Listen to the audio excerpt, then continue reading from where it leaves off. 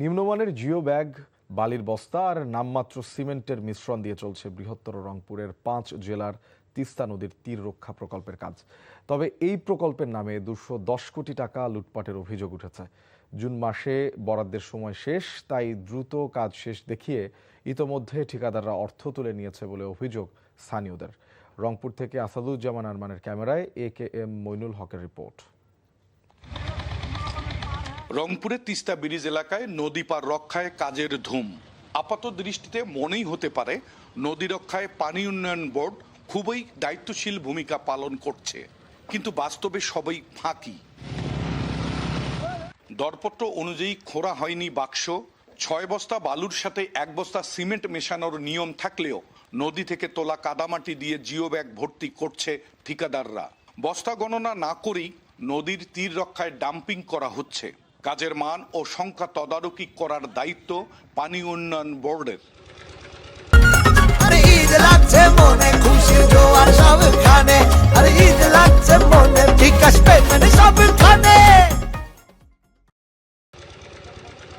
তবে 3টি প্রকল্প ঘুরে বালাপাড়ায় পাওয়া গেল রংপুর পানি উন্নয়ন বোর্ডের এই কার্য সহকারীকে। তিনিও বলতে পারেন না কাজের ফিরিস্তি।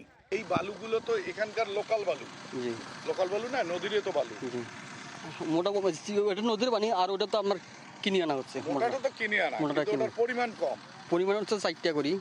না মানে অল্প কিছু মাল যে আপনার কাজ হচ্ছে, সেখানে আরো বালু থাকা দরকার। আরো বালু থাকা দরকার। ওই যে আপনার সাইডে ছিল, আপনার মনে হয় এইটা দিয়ে মনে হয় কাজ করা হচ্ছে, কিন্তু এইটা দিয়ে কাজ করা হচ্ছে না। বালু এখানে রাখা ছিল প্রতিদিন কিন্তু বালু নিয়ে আসা হয়।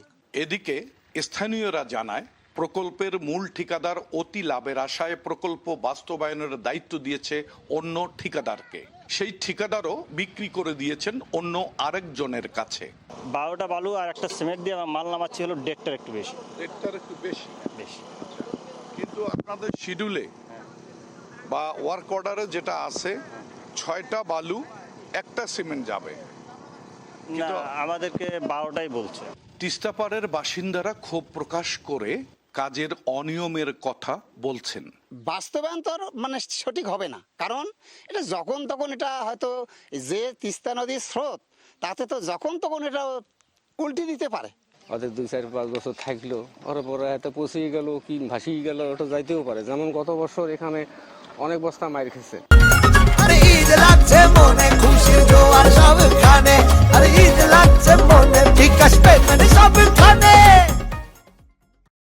পানি উন্নয়ন বোর্ডের এই কর্মকর্তা জিও ব্যাগে বালু ব্যবহারের পরিবর্তে কাদামাটি ব্যবহারের কথা স্বীকার করলেও কাজের নিম্নমানের কথা অস্বীকার করেছেন। কিছু কিছু কাজ শেষ হয়ে গেছে, সেখানে হয়তো কিউরিং পিরিয়ড চলতেছে, সেটা ঠিকাদারের দায়িত্ব করতেছে, কিন্তু ফাইনালি টেস্টে রিকোয়ারমেন্ট ফুলফিল না হওয়া পর্যন্ত সে ফাইনাল বিল পাবেন।